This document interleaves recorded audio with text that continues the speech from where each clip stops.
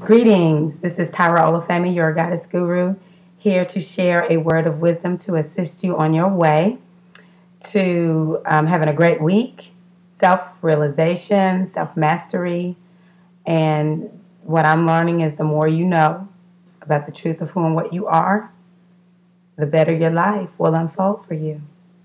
So this week, I'm going to talk about Sekar. It seems like that was the energy that was given us last week. And so I want to talk about Sekar just a little bit more this week because, I don't know, I just feel like there's some things that we need to kind of think about that Sekar teaches us. One of the things that Sekar talks about is the need for us to have boundaries. For some of us, we are really good with setting boundaries. We have a very healthy sense of who and what we are. We know when someone is doing something that doesn't feel comfortable for us, then we have to draw the line and say, no, you can't do that. And you feel okay about it. You don't worry about losing a friend or anything like that. Some of us have boundaries about how we spend our time. We do a really good job of making sure that we spend our time in a way that is in alignment with whatever it is that we desire, with our goals, our dreams, our aspirations, our higher purpose. Many of us do a really good job of setting boundaries with not doing too much for other people, and we just do a really good job of setting boundaries. Now, some of us need to do better, though. And this is a week for us to set some boundaries for ourselves. And so one of the things that is important for us to do is to become a little more clear about what it is we desire.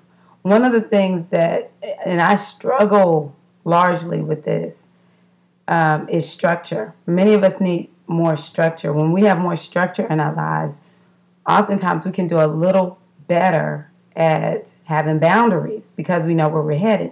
When the lines of our structure are a little fuzzy, they're not clearly delineated, then it's difficult for us to stay within the structure and stick to it.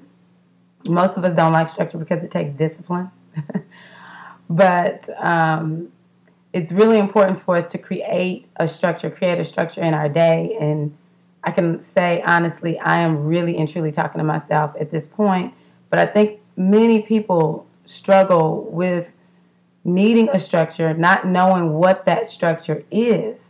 And of course, with Sekar would say, intuit it. Get quiet and decide what is it that, I'm going to intuit what this structure is. I will get the plan through meditation, through chanting. I will begin to feel the structure.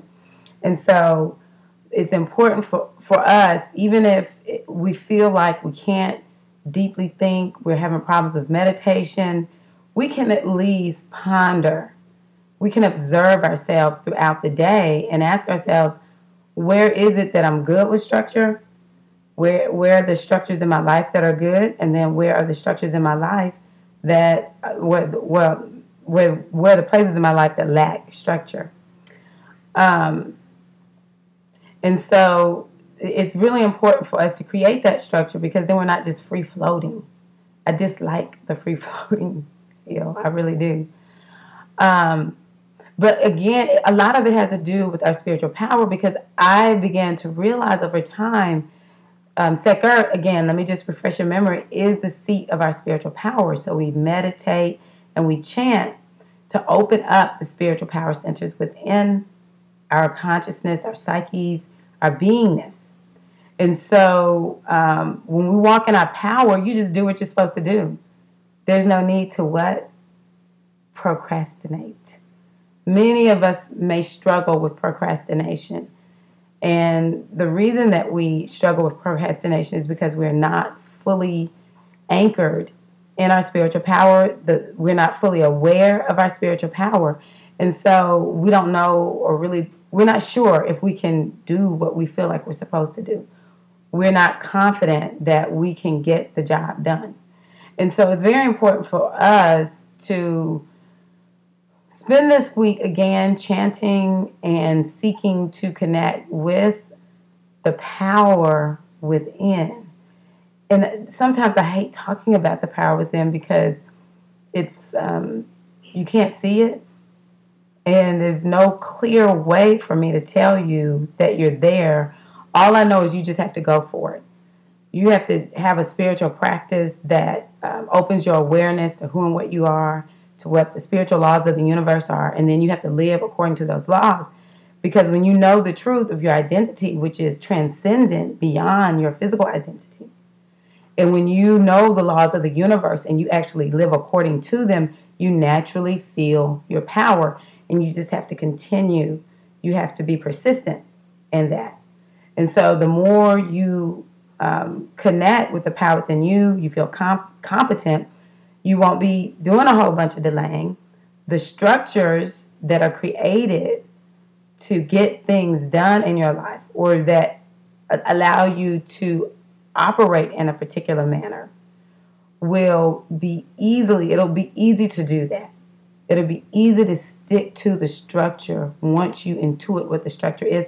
And sometimes the structure changes. It doesn't have to be the same all the time. I'm a Pisces, and I can't be the same way all the time. I need variety, okay? Give me different. Not all the time, but I do need it some of the time.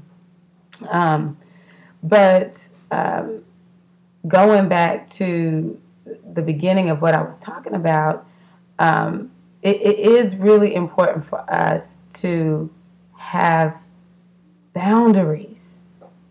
I've said quite a lot this morning in a short period of time, but I can't get away from hearing somebody out there, you need more boundaries. You can't let people operate just any old kind of way with you, okay? And some of us have had things happen where our boundary was so violated that we don't know how to have boundaries. We don't know how to set good boundaries. And we're afraid sometimes to even stick to the boundaries. We may fear that we're going to lose someone. But a life without boundaries is a life where you're going to constantly find yourself compromised. And so it's very important for you to be very clear about what you want, okay? Don't waver from it. When you walk in your power, that means, like I was saying, you know who you are. And who you are is valuable and worthy beyond measure. And so it's very important for us to always walk in that value. Because when you know your value, you're just not going to let people do any old kind of thing. You're not going to overbook yourself for fear of letting someone down. That's no good. Okay, here's a good boundary for you. Make a boundary that says you will never compromise your health, your mental health, your physical health and well-being, your emotional well-being to make someone else happy. That's a good boundary. Just make the decision. And anyone who gets mad at you about it, that's their problem. Okay? So draw the lines and stick to them. If you can't see the lines, somebody in your life will say, girl, you know that is not right for you to let that person do this. Or don't overstep other people's boundaries. There's been times when people showed me the boundary and I was thinking, I don't like that boundary. And so I would try to push my way across it. My husband is really good at saying, oh, no, you will not cross this boundary. I am just flat out not having it. So don't you cross other people's boundaries. If they show you a boundary, honor it. It's not they don't love you or they don't like you or they're discriminating against you, or maybe they are. If they have that boundary, you should respect it. You need to respect other people's taboos, okay? Honor whatever their taboo is. Just because you're for it doesn't mean they're for it. And that's another way of honoring people's boundaries. We're all different. We all have different likes and dislikes. And so what may work for me may not work for you and vice versa. Doesn't mean we can't be harmonious and we can't be friends.